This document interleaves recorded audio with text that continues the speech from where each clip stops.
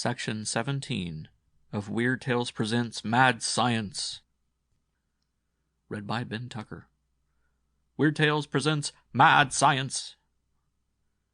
The Mad Surgeon by Wright Field.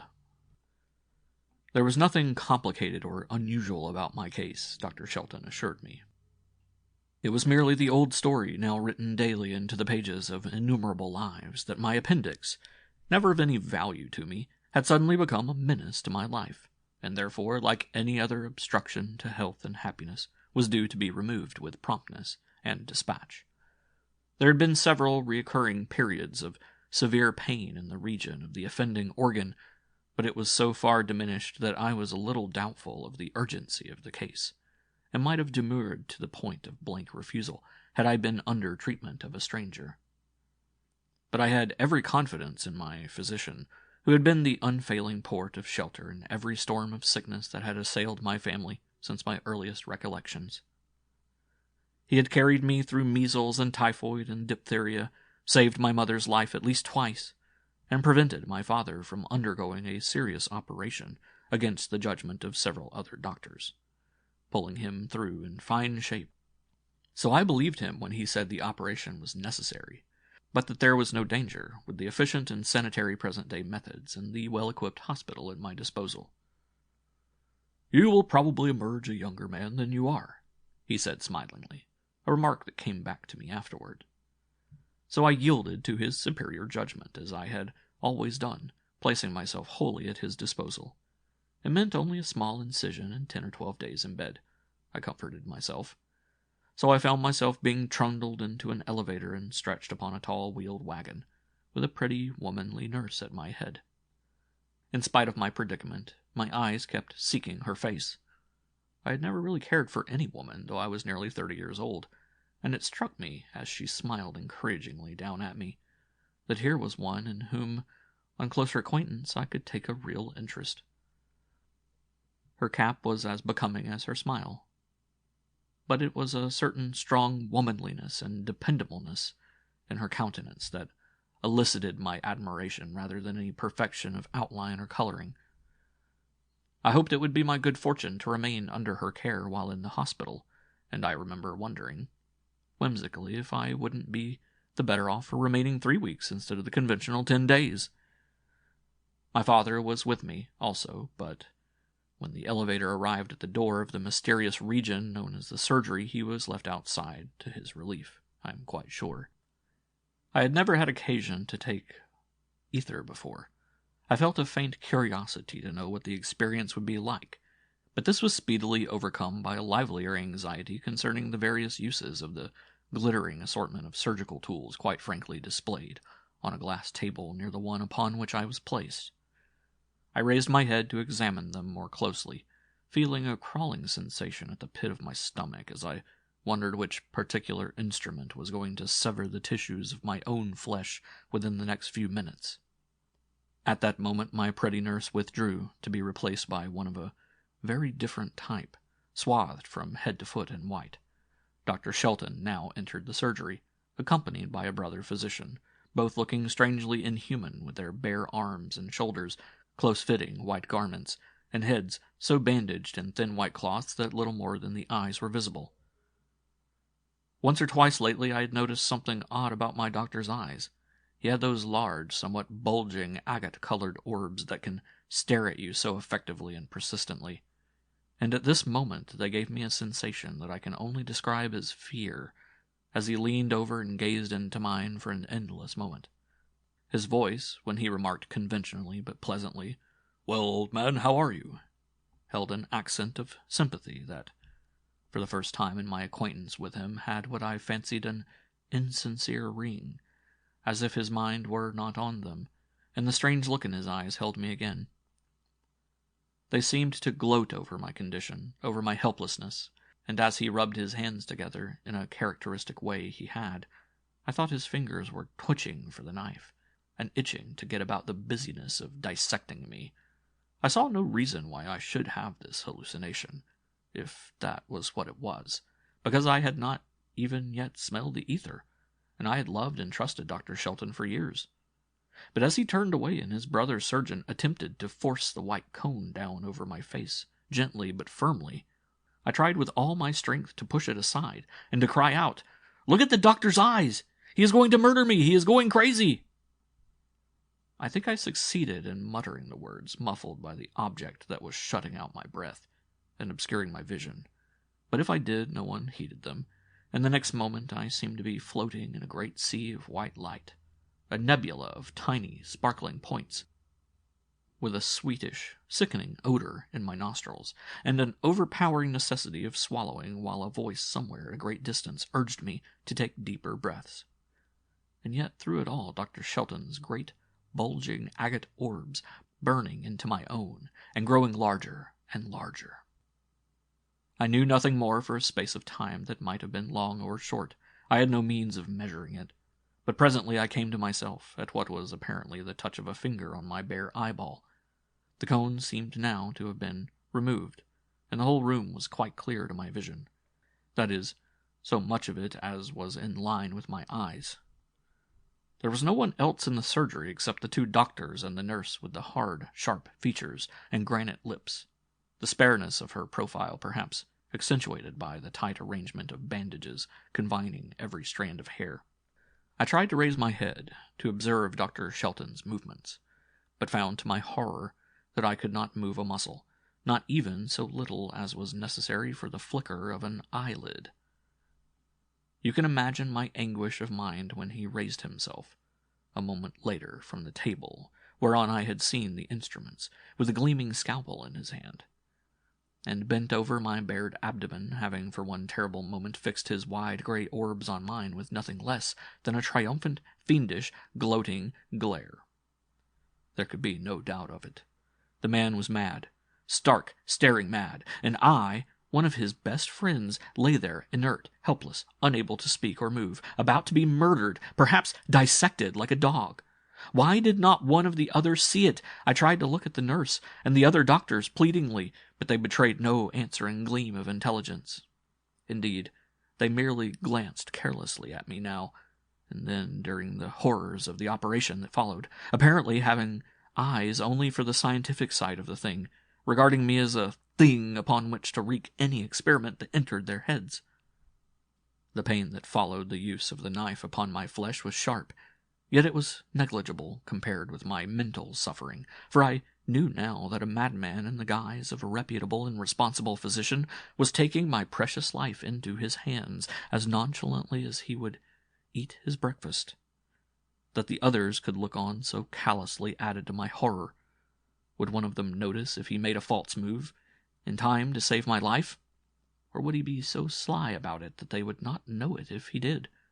Or would they dare raise a hand against the judgment of a surgeon so skillful and well known, even should they suspect that he was inclined to make some new experiment?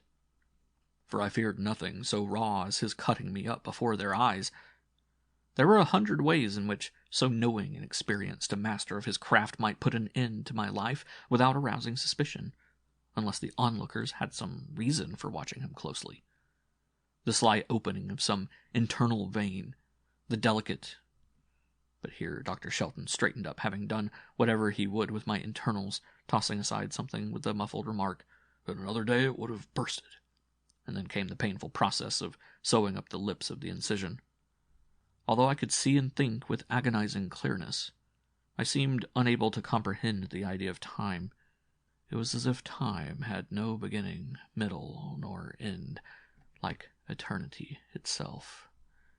So I had no idea how long he was about the operation. But I felt a great relief when he straightened up at last and announced, "It is done!"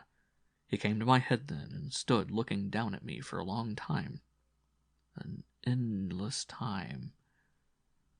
The great, bulging agate eyes stared into mine with such burning intensity that I wanted to scream aloud for relief.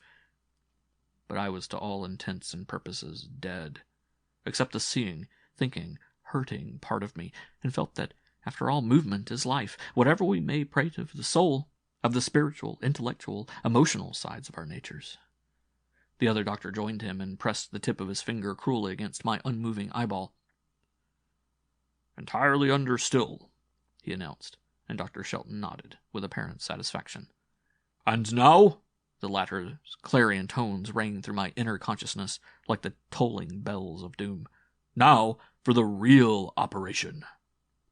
My God! At last it had come, the thing I had feared from the beginning. No doubt he had removed my appendix in the professionally correct manner, his cunning purpose held in temporary abeyance. But now he was certainly going to put his nefarious designs upon my helpless person into immediate execution. What was it to be? Something intricate and scientific and doubly fiendish, having to do with the delicate mechanism of my inner organs? Or anything so crass and commonplace as cutting off an arm or a leg, or gouging out an eye? He looked capable of anything as he stood there leering down at me, and I gave myself up at once as irrevocably lost. My last hope lay in the possibility of the nurse or other doctors suspecting the true state of affairs and putting a stop to the thing before it went too far, but this chance grew more and more remote as I recalled the proverbial shrewdness and cunningness of the insane, and that Dr. Shelton might easily hoodwink them into believing that this second operation was also necessary to my full recovery. But I was due to receive a severe shock in this direction also. Dr. Shelton motioned slightly to the nurse as she drew near, and nodding, she turned quietly toward a small, white-enameled cabinet with glass doors and shelves on a revolving stand behind her. She drew from this without hesitation a small vial filled with a clear rosy purple liquid, and passed it to him without a word, across my passive but bursting breast, wherein 10,000 little red-hot devils of fear and torment raged. The doctor held the vial up to the light, so that the sparkling rose-colored beams danced through it, and chuckled, a deep-throated, gloating, anticipatory chuckle.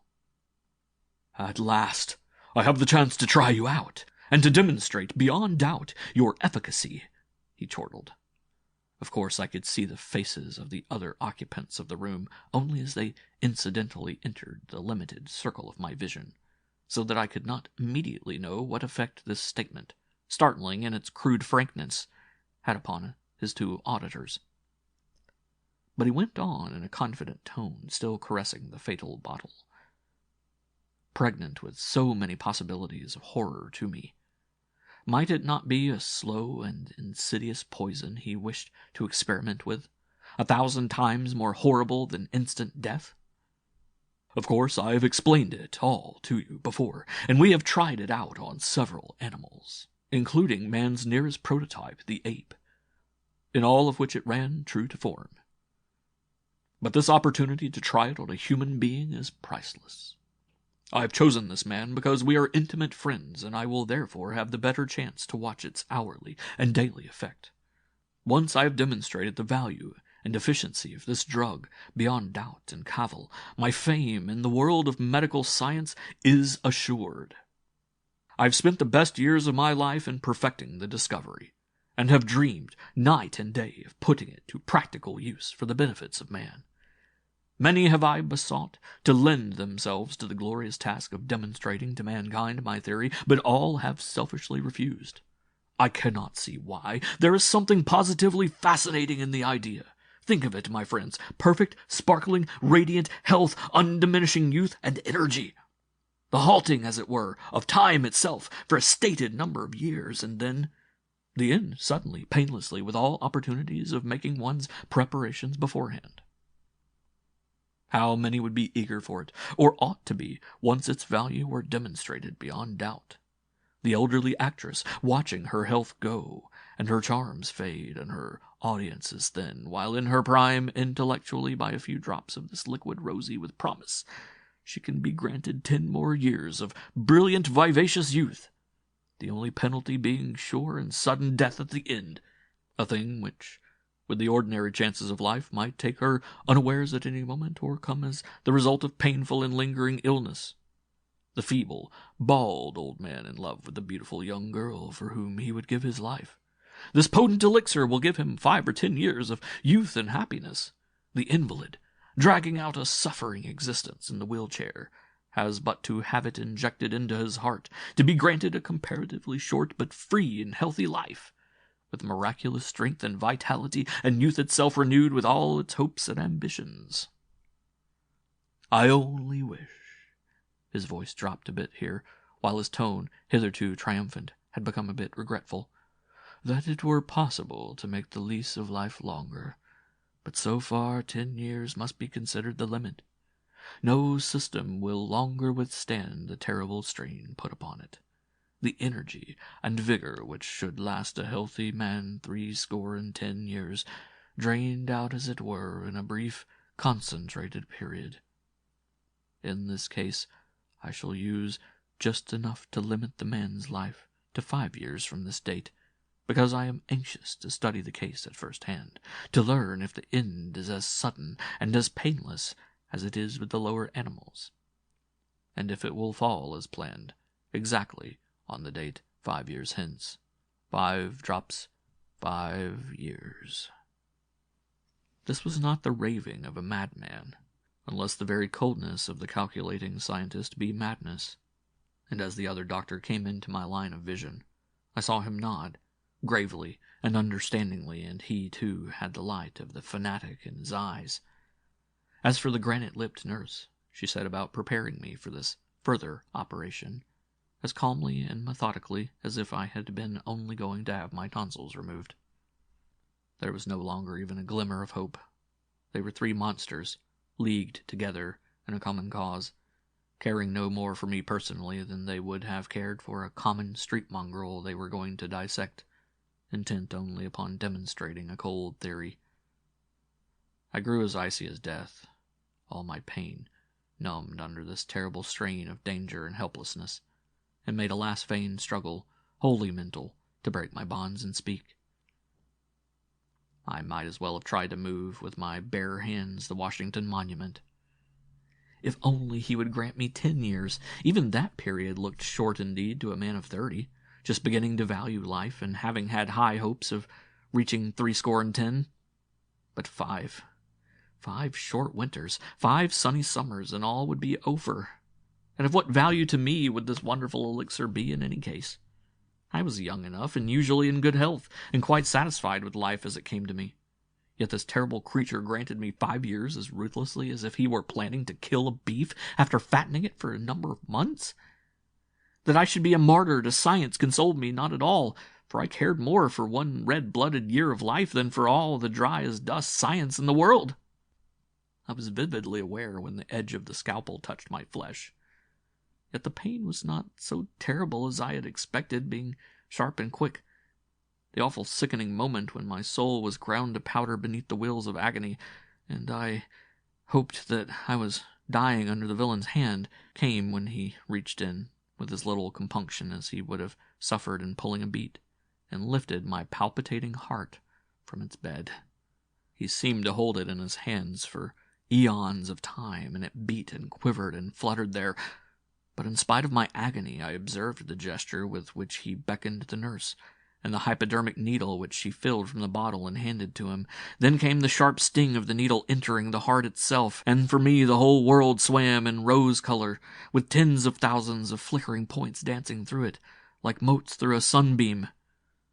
When my vision cleared again, all was apparently over, the bandages in place, and Dr. Shelton talking calmly to his confrere. 5 drops, 5 years at this hour, was all I caught before I drifted away into a deep, restful sleep. In the course of time I recovered. I do not recall what cock-and-bull story Dr. Shelton put up to account for the scar on my breast, but I pretended to swallow his explanations, and even to thank him for his efforts in my behalf. I do not know what kept my hands from his throat during those first days when he bent over me with an expression of pretended sympathy, but I know I was only biding my time to get my revenge. Meanwhile, I had but 5 years to live. I set about to get the most out of them. It never occurred to me to doubt that the unscrupulous fiend who had wrought my ruin was not right in every detail of his careful scheme. I fully expected health for the stated period, with sudden death at the end of it. But I was hardly prepared for the complete rejuvenation, the abounding energy, the glow of ambition and optimism which followed speedily on my complete recovery. So strong and vigorous and hopeful and happy was I that even my natural hatred of Dr. Shelton and my morbid desire for revenge gradually subsided, until I hardly thought of it at all. Not very long after the operation, I met a young woman with whom I fell in love, with all the ardor of healthy, red-blooded young manhood. Alice had softly waving bronze hair, brown eyes with reddish lights in their depths, a bewitching, tantalizing dimple that came and went at the corner of her mouth on the slightest provocation, and a tiny, round black spot just beneath her left eye, where the soft skin crinkled when she laughed. Our wooing was not long a-doing, which is not to be wondered at when it is remembered that I had never before met a woman who interested me even temporarily. And we were married just 1 year from the date of the fatal operation, by a freak of fate at the very same hour, 3 p.m. It may have looked selfish in me to marry the girl I loved with the certainty of death ahead of me in such a short time, but I argued that the happiness of the intervening 4 years would be as much hers as mine, and that all must take such chances when they marry. Also, with my abundant health and unfading youth, I had an opportunity to add enough to my fortune to place her beyond the possible chance of want. I took out very heavy life insurance, being considered an excellent risk by the physician who examined me. Dr. Shelton came and went at will, attending my wife's small ailments and watching his case, as I supposed. But I was so happy in my married life that I had little thought to spare to him, and so the 2nd and 3rd and 4th years went by like a happy dream, and Alice presented me with a little son. There was only a moment of nightmare now and then, when something came up to remind me of how short was to be my earthly span, and then something happened that opened my eyes to another complication in the plot. Dr. Shelton was becoming altogether too fond of my wife. It was at this point in my life that the iron entered into my soul, and I began brooding and planning anew my vengeance on the man who had taken my life into his hands. The 10th of July came at last, the fatal day. I rose feeling as well as usual, but by noon I noticed my heartbeats growing a little slower, and also detected slight signs of fever. It was the first feeling of physical discomfort that I had experienced in 5 years, and I had not the slightest doubt that it betokened the end. I spoke of it to Alice, asking her to telephone for Dr. Shelton, and on no account to enter my room after he came, nor until the following morning. I pressed tender kisses of farewell upon her wondering face, and having sent her away, I set about my preparations for murdering the doctor before my own end should come. As he entered my room, a hypocritically professional smile on his lips, and a scarcely veiled triumph in his eyes, I seized him and gagged him, for my strength was still prodigious, in spite of my rapidly failing heartbeats. Then I bound him with leather straps to a bare table that I had dragged into the middle of the floor, having first coolly stripped his coat, shirt, and undershirt from his body. I produced a shining knife from his own bag. He had just come from the surgery, and flourished it meaningly before his horrified eyes. "Do you remember what you did to me 5 years ago today at 3 o'clock?" I asked, through closed teeth, my fingers writhing about the handle of the knife. "It is now my turn. I have still an hour in which to wreak my vengeance, and it shall be to the full. I am going to cut your heart out and leave it to a museum for natural freaks, for although you still live, it has been petrified for 5 years. Another moment, and I would have plunged the shiny blade into his bosom. But my own moment of dissolution was come. A numbness seized me. My nerveless hand loosened its grip on the knife. That clattered to the floor. Everything grew dark. My heart-throbs seemed to cease entirely, and I felt myself falling through endless blackness. My last conscious thought was a bitter, poignant reflection on the injustice of everything, of the vengeance cruelly torn from my grasp at the last moment. I opened my eyes to find the sun shining across a well-ordered hospital room, reflected from a vase of rose-colored flowers, similar to those carried by the nurse who had accompanied my little wagon into the elevator previous to the operation. And at my side the same sun, bringing out golden light in the waving bronze hair about her smooth forehead. The same nurse! I gazed up at her for a time in puzzled silence. She had brown eyes with reddish lights in their depths, a bewitching, tantalizing dimple that came and went at the corner of her mouth on the slightest provocation, and a tiny round black spot just under her left eye, where the soft skin would crinkle when she laughed. Alice, of course, but Alice was not a nurse, and she wouldn't have left the baby at home anyway. Then my glance fell upon a calendar on the wall. "Why," I gasped involuntarily, "that calendar still says 1925. "Precisely," smiled my nurse, her soft hand slipping from my wrist as she snapped shut the little gold watch she had been studying.